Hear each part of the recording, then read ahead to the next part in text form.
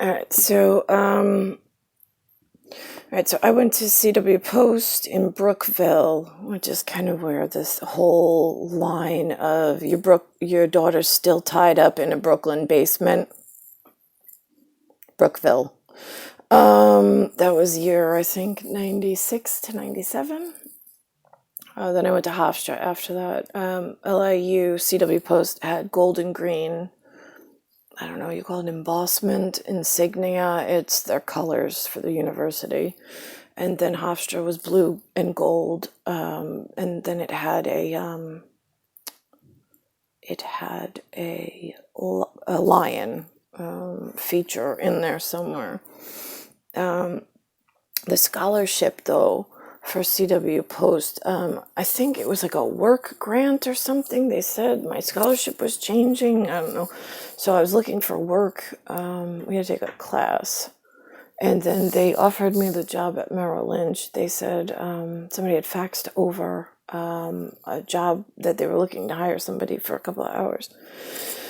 And they sent me to Kevin Clark and Mike Meehan, who was offering $5 an hour. My mom was like, "Oh my God, Merrill Lynch." She's like, "Oh no." I was like, "What do I dress for the interview?" I was like, "I don't, I'm in like college pajamas, but I went to Catholic school. Do I wear my Catholic school uniform? Like, what do I wear?" And so she was like, "No, you have to get a suit." So we had to go buy a black suit. It was like a three-piece women's suit with a skirt and whatever, pencil skirt.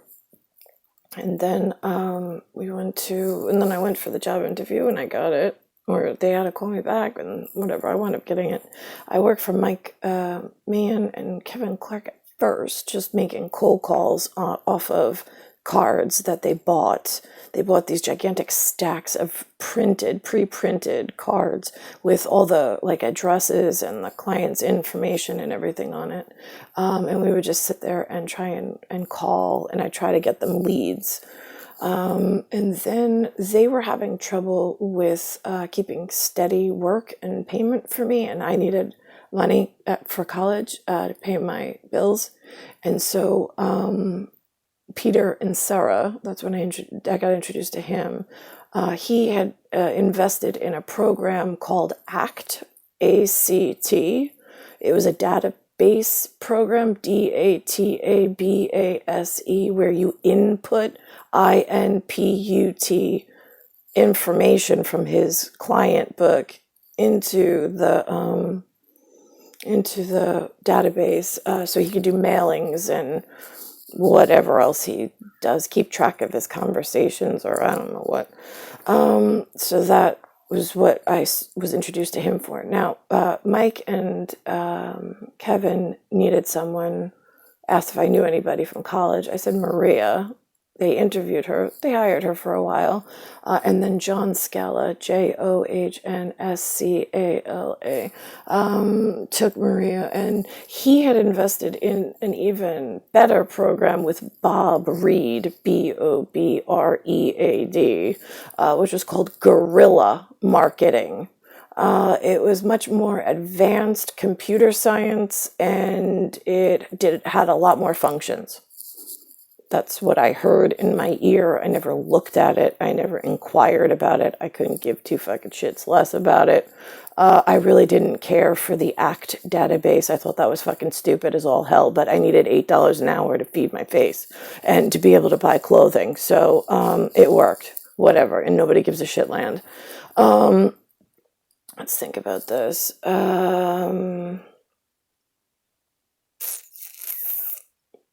That was at 200 Middle Neck Road in Great Neck, New York, 11021. Then it moved to 1010 Northern Boulevard. That was 1997, 98, 99. I had worked previous to that in CVS, the pharmacy. I was just like a cashier at the front, really, in the same town, Great Neck. But that was when I was dating Michael Zapp. That's SZAP. And he has the same birthday, month, and day as Peter and Sarah, believe it or not. Totally different genetic background. And he is born just shortly after I was. Let's think about this. And right, Michael's father worked at Glaxo Smith Beecham Klein, I don't know, some pharmacy conglomerate. And I know Michael went to Jesuit University in Bronx, which is Fordham, for pharmacy. He was going to go for pharmacy. I don't know. That's what he said.